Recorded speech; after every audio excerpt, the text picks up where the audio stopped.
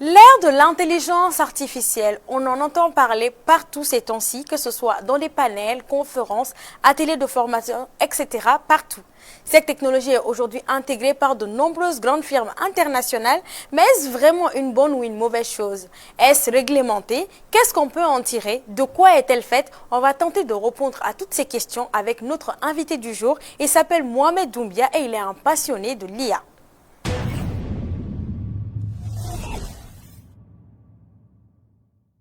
Bonsoir Monsieur Doumbia. Bonsoir. Merci d'être sur le plateau de Malinov ce soir. Merci à vous de me recevoir. Alors vous avez plusieurs casquettes, vous êtes formateur, entrepreneur, conférencier, consultant dans les secteurs de l'entrepreneuriat et du digital. Vous êtes fondateur de la structure Chessiri Business Corp. De quel type de structure est-ce qu'on parle? Qu'est-ce que vous faites? Qu'est-ce que vous proposez comme produits et services? Alors je résumerai nos activités à Chessiri Business Corp en 3 points. Il s'agit de l'accompagnement, de l'intermédiation et de la facilitation. Accompagnement, parce que nous accompagnons des entrepreneurs, qu'ils soient à leur début ou que ce soit des entreprises déjà établies. Intermédiation, parce que nous avons aussi fait le vœu d'accompagner les investisseurs, ceux qui veulent venir injecter des capitaux au Mali, de les aider dans ce processus-là, de les représenter s'il le faut et de leur donner aussi un cadre où ils peuvent commencer leur activité. Donc, en ce sens, on a mis en place un business center, c'est-à-dire un centre d'affaires où on a un incubateur avec un espace de coworking, on a des bureaux privés, on a des salles de réunion que l'on loue également, on a aussi une salle de conférence. Et sur l'aspect facilitation, on accompagne les organisations dans la mise en œuvre de programmes. On peut simplement venir en termes de consultance ou dans l'implémentation de leur vision simplement. On a à peu près 1 an d'activité aujourd'hui. Et voilà, on bénéficie d'une expertise qui date de plusieurs années. D'accord. Vous avez une entreprise, vous accompagnez des entrepreneurs, vous faites de la facilitation.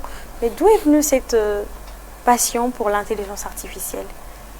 Alors j'ai toujours eu une passion pour tout ce qui est tech, technologie. J'ai longtemps cru, pendant mon parcours académique, que je finirais par faire de l'informatique. Je passais des heures sur l'ordinateur. Parce que dans le passé, j'ai eu à travailler dans plusieurs domaines, notamment dans les métiers du son et de la vidéo, et on utilisait beaucoup les technologies. Voilà, on parle beaucoup de MAO lorsqu'on parle de musique assistée par ordinateur, donc ça implique beaucoup d'utilisation des technologies. Donc il faut connaître les ordinateurs déjà, en fait, parce que très souvent, malheureusement, étant au Mali, on n'avait pas accès à des logiciels, on va dire, aux versions originales de logiciels, il fallait les craquer. Donc c'est des choses qu'on apprend petit à petit, donc ça crée un petit engouement pour tout ce qui est tech. Voilà, et on se découvre une passion pour ce secteur-là.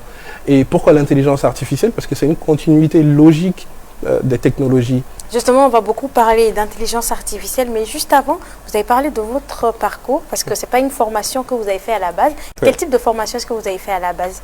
Alors, j'ai fait une formation en marketing et communication. Ensuite, j'ai suivi une formation assez courte en business et entrepreneuriat au niveau de l'université du Texas à Austin, à travers un programme qui s'appelle le programme Mandela Washington Fellowship, qui est un programme pour les jeunes leaders africains. Donc ça a vraiment permis d'endurcir cette envie-là que j'avais pour l'entrepreneuriat plus globalement. Voilà. Immersia, c'est un projet que vous avez mis en place avec un autre, on va dire, vous êtes 2 jeunes qui avaient mis en place Immersia. Est-ce que vous pouvez nous parler de ce projet-là? Pourquoi d'abord Immersia? C'est vrai que vous avez dit que vous avez une passion pour cela, mais pourquoi une structure aujourd'hui et qu'est-ce que vous y faites? D'accord. Donc comme vous l'avez dit, Immersia, c'est une initiative de 2 personnes et on a une relation de très longue date, une relation interpersonnelle déjà, une relation avec les technologies. Déjà, chacun a créé des structures de part et d'autre, donc on a continué, mais tout en gardant cette relation entre nous et cette relation avec la tech. Donc il était logique qu'avec le boom tout à l'heure, comme j'en ai parlé, de l'intelligence artificielle, qu'on se positionne et qu'on fasse quelque chose ensemble. Parce qu'on a toujours eu cette vision comme quoi le développement de nos pays passerait par l'utilisation des technologies, de l'information et de la communication. Et moi aussi, grâce au parcours que j'ai eu au sein de l'administration publique, j'ai eu à être derrière certaines initiatives notamment les Tech Fridays qu'on organisait au niveau du ministère de l'économie numérique et de la prospective. On a organisé 4 éditions où on a soutenu des startups dans la mise en œuvre de leur vision, dans leurs projets. Et aussi, on a contribué à l'élaboration de politiques aussi pour le secteur. Donc, ça a permis vraiment de consolider tous ces acquis-là que j'avais en termes de technologie appliquée au Mali. Donc, pour nous, il était important de contribuer à ce que le Mali ne soit pas derrière les autres pays en termes d'intelligence artificielle. Donc, on veut vraiment aider, et que ce soit les particuliers, que ce soit les preneurs de décision, l'État, que ce soit les organisations, vraiment à faire ce pas vers l'intelligence artificielle. Mais comment est-ce que vous vous y prenez? Quelles sont les initiatives que vous faites, surtout les actions concrètes que vous faites pour cette immersion de la population, des acteurs, de l'État? Il fallait structurer le travail. Donc c'est ce qu'on a fait dans un premier temps. Il fallait déterminer des axes prioritaires sur lesquels on allait travailler. Donc on a dégagé 3 principaux axes. Le premier axe, c'est celui de la formation et de la sensibilisation, parce qu'il est important que les gens connaissent déjà les outils. On parle d'intelligence artificielle, on en entend parler, mais est-ce qu'on sait vraiment ce que c'est? Donc il était important pour nous de faire cette sensibilisation-là et de commencer à former les gens. Donc au niveau des actions, à ce niveau-là, on a eu à faire beaucoup de sessions, notamment au niveau d'Orange Digital Center, dans des événements comme Impact Day organisé par Impact Hub Bamako. Donc on essaie de travailler avec les acteurs qui sont déjà dans l'écosystème, vraiment pour aller vers une mutualisation des efforts, une mutualisation des ressources. Donc on a fait une session introductive sur les concepts de l'IA. On a aussi fait une session sur la culture des données et la protection des données à caractère personnel, parce que les données sont vraiment un facteur essentiel lorsqu'on parle d'intelligence artificielle. Donc le deuxième volet, pour ne pas tomber ici, avec l'avènement des réseaux sociaux au Mali, on a connu ce problème. On a commencé à utiliser les outils sans qu'il y ait un cadre légal et réglementaire qui régit ce secteur-là. Donc ce qu'on a voulu faire, c'est que dans le deuxième axe, qu'on approche les organisations, qu'on approche les institutions, qu'on leur dise voici le problème auquel on va bientôt faire face, si ce n'est qu'on y fait face déjà. Et il va falloir mettre un cadre législatif et réglementaire très rapidement pour cadrer les aspects, on va dire les dangers au niveau de l'éducation, les dangers au niveau de la protection de la propriété intellectuelle, ou simplement de la valorisation de la propriété intellectuelle, les aspects en termes de biais, vu que c'est sur la base de données, il faut que les données que les gens vont utiliser pour développer ces outils-là répondent aux réalités de notre société. Vous avez touché en plein fouet, hein. Quand on parle d'IA, on parle de données. Aujourd'hui, on a des entreprises internationales qui intègrent l'IA, mais aujourd'hui, est-ce que nous, on a intérêt à ce que ces grandes entreprises aient accès à notre base de données? Oui. D'abord, votre question m'amène au troisième point, qu'il est important que j'évoque aussi, c'est la mise à disposition d'outils adaptés à notre contexte, c'est-à-dire d'outils tropicalisés. C'est-à-dire, au lieu qu'on utilise des outils qui sont développés ailleurs, simplement c'est de voir avec les solutions open source qui sont disponibles, comment les contextualiser à une utilisation locale ou comment développer simplement des outils sur la base du néant, comment développer des outils à partir de zéro qui répondent à nos besoins ici. Et ça va nous permettre déjà de protéger les données qu'on utilise parce qu'on pourra stocker, on sera vraiment maître de ce qu'on consomme en termes de données, de ce qu'on utilise en termes de données. Mais il est important que les consommateurs sachent déjà qu'est-ce que la culture de données, comment les données sont utilisées et comment protéger leurs données. Ne serait-ce que le simple réflexe de lire les conditions générales d'utilisation d'une application, il faut qu'on ait ce réflexe-là. C'est très important. Il faut qu'on sache quels sont les types de données qui sont exploités. C'est aussi important. Donc ça nous ramène au volet sensibilisation et aussi au pourquoi nous avons organisé ce type de session basée sur les données. Par exemple, on parle d'intelligence artificielle beaucoup parce qu'on a vu l'outil ChatGPT, par exemple. Beaucoup de gens utilisent ChatGPT au quotidien. Ils l'utilisent au travail. Et ils y intègrent des données relatives à leur entreprise, des données personnelles ou des choses comme ça. Alors que ça, c'est des choses qu'il faut éviter dans cette utilisation.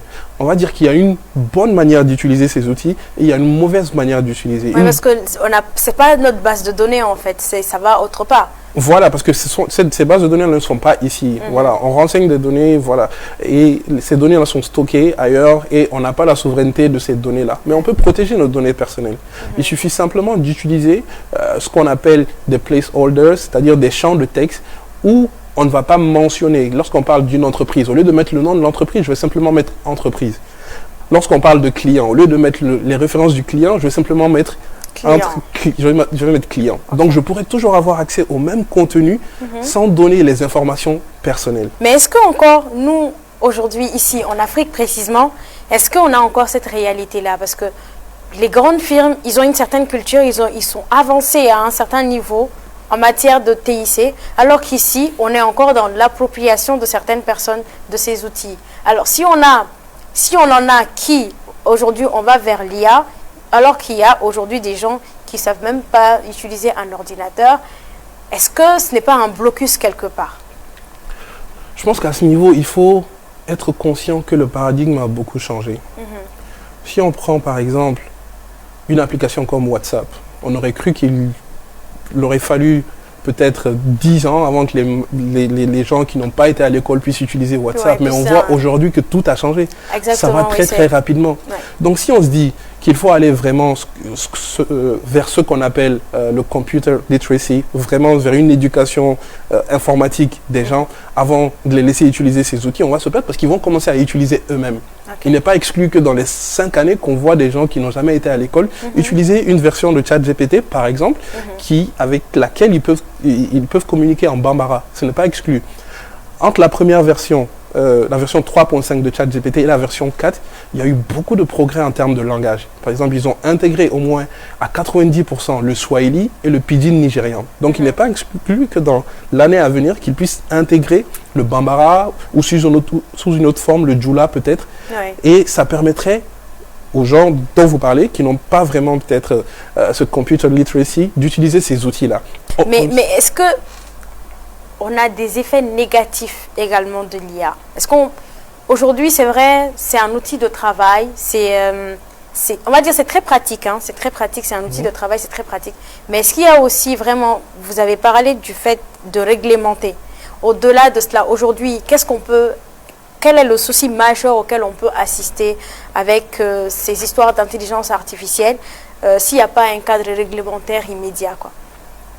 Déjà parce que même ceux qui développent ces outils ne savent pas exactement à quoi ça va ressembler dans 1 an, dans 2 ans. Ouais. C'est pour ça qu'il y a eu une pétition de noms très connus dans le secteur pour dire qu'il fallait mettre une pause aux travaux de recherche en termes d'intelligence artificielle. Donc le premier danger, c'est le saut vers l'inconnu. Nous sommes en train de développer des outils capables d'apprendre eux-mêmes. Donc c'est vraiment comme ça qu'il faut visualiser la chose. C'est des outils auxquels on apprend à apprendre. Oui. Donc ils sont capables d'apprendre n'importe quoi à partir de données. Oui. Donc ça veut dire que on va vers le champ de l'inconnu, on ne sait pas où cela va s'arrêter. Donc ils sont développés sur la base de données historiques de l'humanité. Oui. Et qu'est-ce que les données historiques de l'humanité vous disent? Ils vous disent que l'être humain est méchant, il a été à l'origine de guerre, l'être humain a été à l'origine de famine, l'être humain est raciste pour certains. Il a été à l'origine de génocide. Est xénophobe. L'être humain est peut-être misogyne. Donc, c'est toutes ces données-là qui contribuent à renseigner ces bases de données. Donc, du coup, il peut être très facile de développer des outils qui sont à l'image des défauts de l'être humain. Donc, c'est pour ça que j'ai parlé tout à l'heure de la notion de biais. Il est important de faire en sorte que les données soient assainies et répondent vraiment à la réalité de ce qu'on veut et pas forcément de ce qu'on est. Donc ça, c'est les premières problématiques. Les deuxièmes problématiques, c'est la mise à disposition. C'est encore la fracture numérique. Est-ce que, de la même façon qu'un enfant de 15 ans dans une école en France va disposer de ces outils de la même façon qu'un enfant de 15 ans ici? C'est à nous de travailler et faire en sorte que ce soit le cas, qu'il n'y ait pas de fracture entre ces deux-là. Bon, on a beaucoup de chance aujourd'hui avec l'Internet. Voilà, la fracture est vraiment réduite. Il faudrait également que l'Internet soit plus disponible et à moindre coût. À moindre coût surtout. On revient avec des connexions qui soient à la hauteur. Voilà, plus stable, voilà, plus performante. Donc, on revient à des problématiques qu'on avait simplement avec l'utilisation des réseaux sociaux. Donc, on voit que ces problématiques vont s'agrandir si on ne fait pas quelque chose. Au-delà, on a on a des métiers qui risquent de disparaître avec l'intelligence artificielle. On a vu aux États-Unis les scénaristes qui étaient en grève tout simplement parce que l'IA peut s'approprier, peut exécuter un scénario et ils voient leur métier qui pourrait disparaître. De l'autre côté, on voit que ça ne respecte pas les droits d'auteur parce qu'on peut retrouver l'œuvre d'un artiste à travers l'IA et l'artiste y vit de quoi. Et on a des grands scientifiques même qui annoncent que ça va supprimer des emplois à l'avenir. Et qu'est-ce qu'on voit aujourd'hui? Des chatbots qui existent, tout ça. Et l'être humain se connecte avec le robot en train de communiquer H24. Est-ce que là, on va vers la solitude complète, les êtres humains qui ne parlent qu'à des robots, il n'y a plus d'interconnexion entre nous? Où est-ce qu'on va, quoi? Je dis souvent aux gens,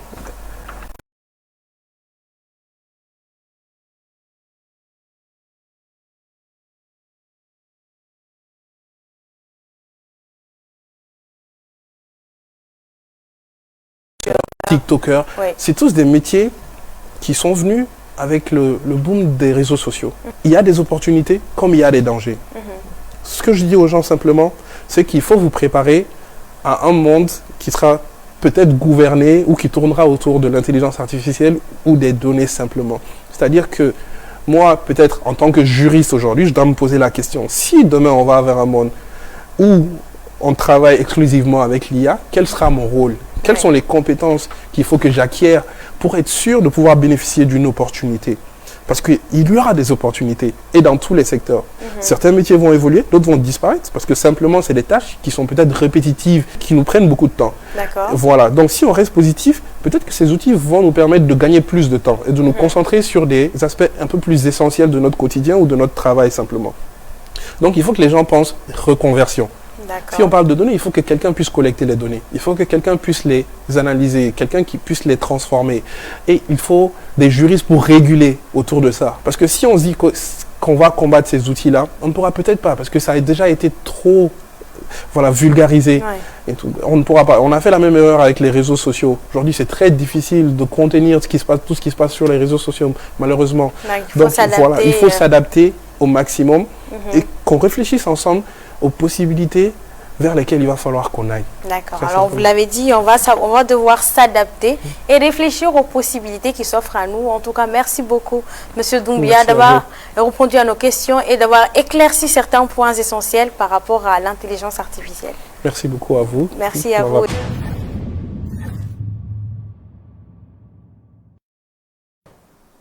Intelligence artificielle, on en reparle encore dans cette émission, cette fois-ci avec Google, qui a annoncé ouvrir son chatbot d'intelligence artificielle générative Bard à 180 pays en anglais.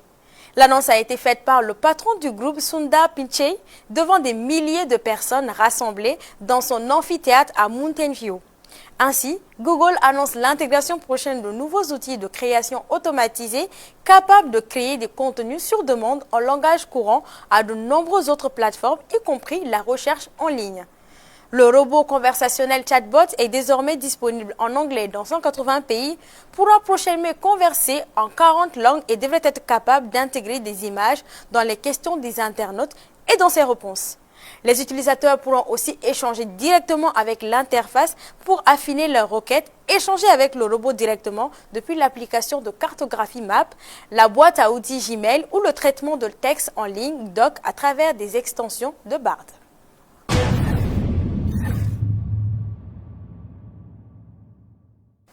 Au Mali, nous avons tous des commissions pour un proche, une information à transmettre, une remarque à faire part, des confidences à faire et bien des choses encore.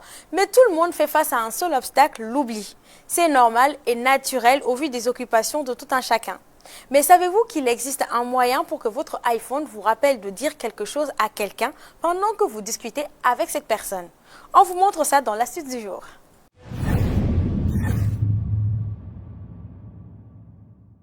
Pour programmer votre iPhone de sorte à ce qu'il vous rappelle de dire quelque chose à une personne pendant que vous discutez avec elle, la procédure est simple. Déverrouillez votre iPhone et rendez-vous dans votre application Rappel. Ajoutez un nouveau rappel. Donnez un titre au rappel. Par exemple, n'oublie pas l'astuce du net Baby. Cliquez ensuite sur Détails. Quand l'interface des détails s'affichera, au lieu de choisir une date et une heure à laquelle vous voulez que votre iPhone vous rappelle la chose, vous allez activer à l'envoi d'un message et vous choisissez la personne à qui envoyer le message. Une fois que cela est fait, cliquez sur « Ajouter ». Ainsi, à partir de maintenant, quand vous allez envoyer un message à cette personne, vous allez automatiquement recevoir la notification qui va vous rappeler ce que vous vouliez lui dire. Alors, vous aussi, n'oubliez pas cette astuce et à bientôt.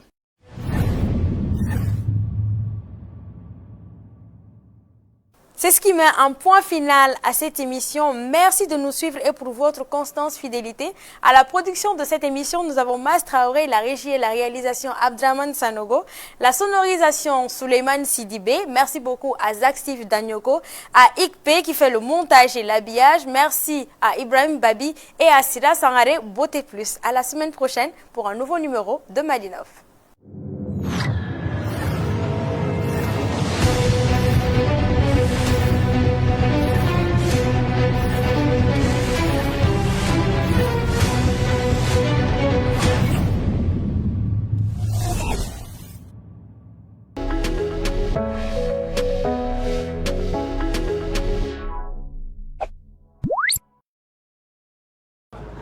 Am sagoma. Modi de ma ñane ma biya may de. On se fout de tere bolo. Ah, ne wono balam sone ni non fale tene bolo. Ni fa won se foy de tene ra bolo wallahi. Abe be watan nani? Ani chama wulubla. Na patron warum se ngo bala de. Ma be warum se ngo de bela. Passe ke manan. Sal warum sante na. Ku klo ke me flan bidru. Wa gele. Awai bol gani fale ni. Warum tere ko.